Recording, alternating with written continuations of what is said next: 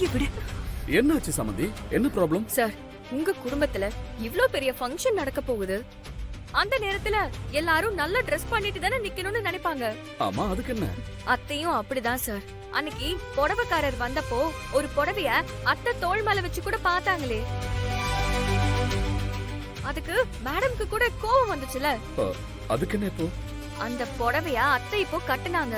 கட்டிட்டு அவங்க மேடம்காக ஜூஸ் குடுக்கிறதுக்கு போயிருந்தாங்க.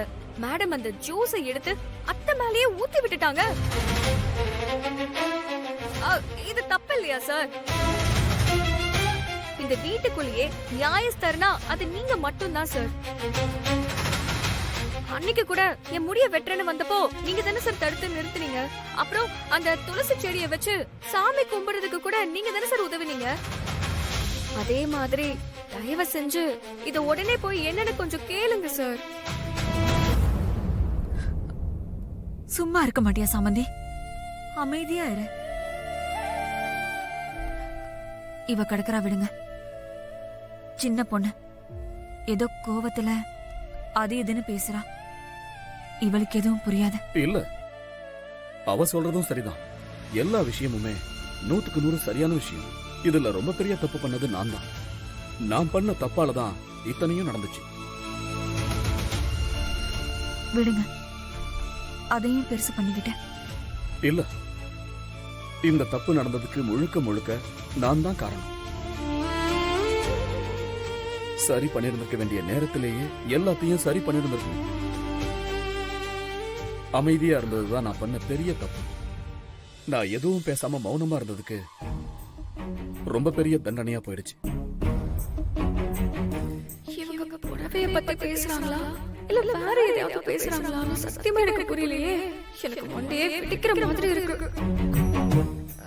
அத்தை, என்னத்த நான் என்ன சொல்லி கூட்டிட்டு வந்தா நீங்க என்ன பேசிக்கிட்டு இருக்கீங்க? சாமந்தி சின்ன பொண்ணு, இவளுக்கு இதெல்லாம் புதுசு. அதனாலதான் சட்டுன்னு கோவப்பட்டு என்னை இப்படி கூட்டிட்டு வந்துட்டா. இதை நீங்க எதுவும் தப்பா எடுத்துக்க வேண்டாம்.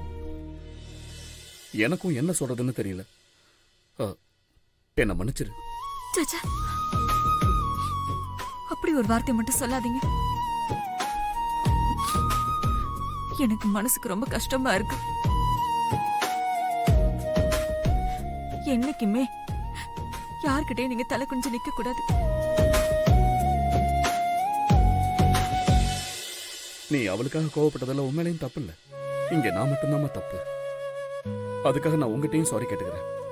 சார் சார் சார், சத்தியமா நீங்க ரெண்டு பேரும் என்ன பேசுறீங்கன்னு எனக்கு புரியல சார். என்ன சார் ஆச்சு? நீங்க எதுக்கு சார் இந்த விஷயத்துக்கு சாரி கேக்குறீங்க? நீங்க எந்த தப்புமே பண்ணலையே. இல்லம்மா, அன்னைக்கு பார்வதி அந்த சாரி எடுத்து தோல்ல வச்சு பார்த்தப்போ என்னைக்கும் இல்லாத சந்தோஷத்தை அவ முகத்துல அன்னைக்கு பார்த்தேன். அதனால அரசி ரிஜெக்ட் பண்ண அந்த புடவைய நான் தான் பார்வதிக்காக வாங்கி கொடுத்தேன். ஆனா அரசி நடந்த எதையுமே மறக்கல.